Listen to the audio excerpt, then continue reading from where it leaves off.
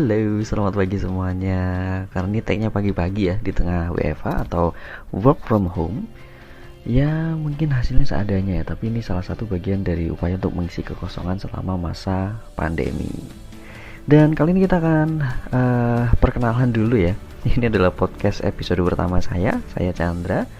Oleh karena itu, saya ucapkan selamat datang di IPS. Ini podcast sekolahan. Yep, dari titelnya udah jelas sih ya bahwa podcast ini akan membahas hal-hal yang mungkin pernah kalian pelajari selama sekolah dulu. Ya mungkin ada yang lupa bahwa kadang-kadang ada kok materi di sekolah yang ternyata relate dengan kehidupan kita sehari-hari dan bermanfaat gitu. Ya, oke, langsung saja kita ke episode pertama.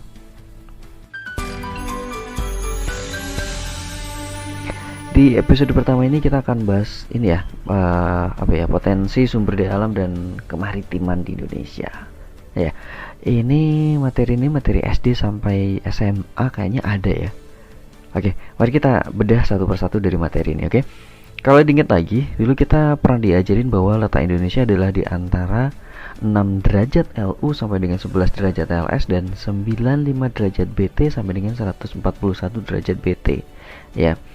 Dan ini secara astronomis ya, secara lintang maupun bujur. Makanya kita mengalami iklim yang bersifat tropis ya. FYI ya, bahwa tropis ini adalah iklim panas dan di Indonesia termasuk di dalamnya. Artinya kita emang kepanasan semuanya. Podcast pertama ya.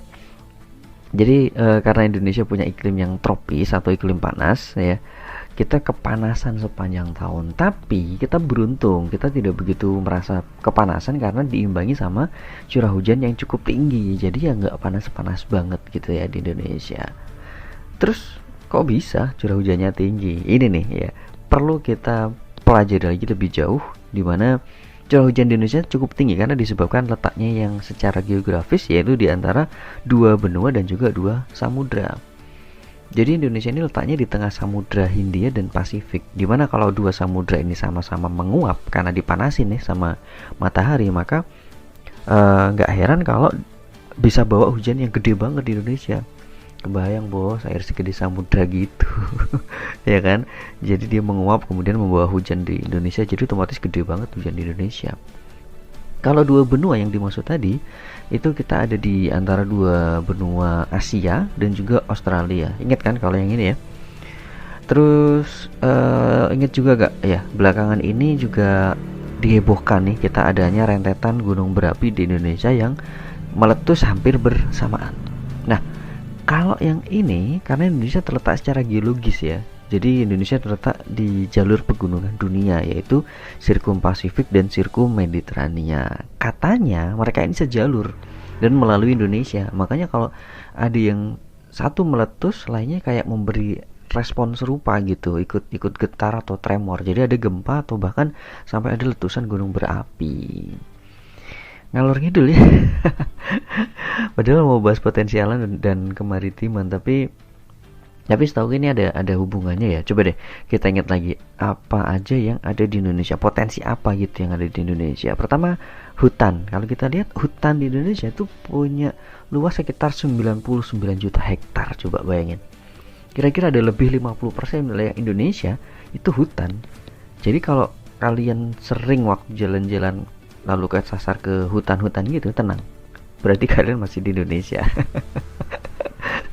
Ya nggak kebayang kan kalau kalian jalan-jalan nyasar terus tiba-tiba ketemu Ultraman misalnya. Nah berarti kalian udah kejauhan tuh, nggak di Indonesia. Ya kenapa hutannya banyak di Indonesia? Ya karena Indonesia kan dapat hujan dalam jumlah banyak. Nah jadi asupan airnya tuh cukup buat tanaman bisa hidup dan tumbuh subur di Indonesia. Selain itu kan dari tanahnya juga Indonesia terkenal cukup subur. Nah ini berkaitan dengan letak Indonesia yang ada di jalur gunung berapi tadi gitu. Ini nyambung sama tambang ya. Jadi sumber daya alam berupa tambang itu juga cukup bagus di Indonesia. Iya, kalau tambang kita ada banyak, mulai dari minyak bumi, gas, batu bara, bauksit, pasir besi ya, terus emas, banyak lah pokoknya. Kalau ini sih katanya unsur mineral yang ada di gunung-gunung di Indonesia itu emang beragam atau macam-macam gitu. Jadi kita punya banyak banget barang tambang. Nah, ini nyambung ke gunung api yang banyak tadi itu di Indonesia. Ya, secara geologis tadi. Gitu.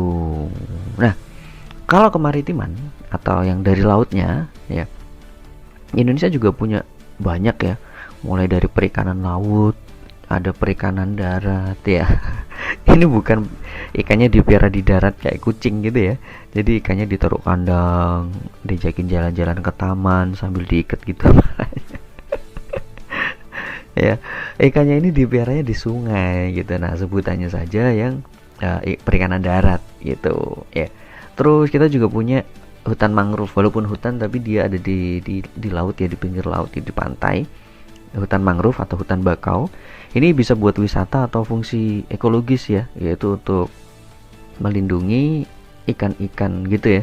Jadi ikan-ikan berlindung di bawahnya karena akarnya itu kan bisa jadi perumahannya ikan-ikan gitu di sana. Jadi ikannya bermukim di sana gitu ya. Terus juga ada potensi terumbu karang ya, di Indonesia cukup banyak banget terumbu karang. Kalau ini fungsinya hampir sama kayak mangrove, jadi ada ini apa, sebagai fungsi ekologis maupun untuk wisata. Terus rumput laut ya yang untuk konsumsi dan banyak lagi ya. Nah, dari sini kita melihat potensinya udah banyak sekali ya.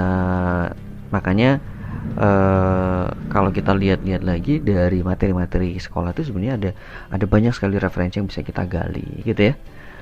Oke, mungkin itu sih untuk episode kali ini, singkat, semoga bermanfaat ya. Ada banyak sebenarnya yang pengen dibahas, tapi saya khawatir kalian jadi kurang menikmati gitu kalau podcast tentang pengetahuan seperti ini, tentang materi-materi sekolah ini akan berlangsung lama. Tapi mungkin suatu hari kita bisa bahas lebih jauh lagi ya, dan punya podcast yang lebih panjang lagi durasinya. Semoga kalian berkenan. Ya, jadi kalau dilihat lagi, kalau kita baca lagi potensi-potensi yang ada ini, lalu kita pakai untuk usaha, bahkan untuk diekspor, sepertinya pelajaran masa sekolah yang ini nih relate banget ya, dan bisa ngasih kamu referensi yang bagus untuk usaha ya, walaupun belum semuanya sih. Oke, itu saja. Terima kasih sudah mendengarkan. Saya Chandra, pamit.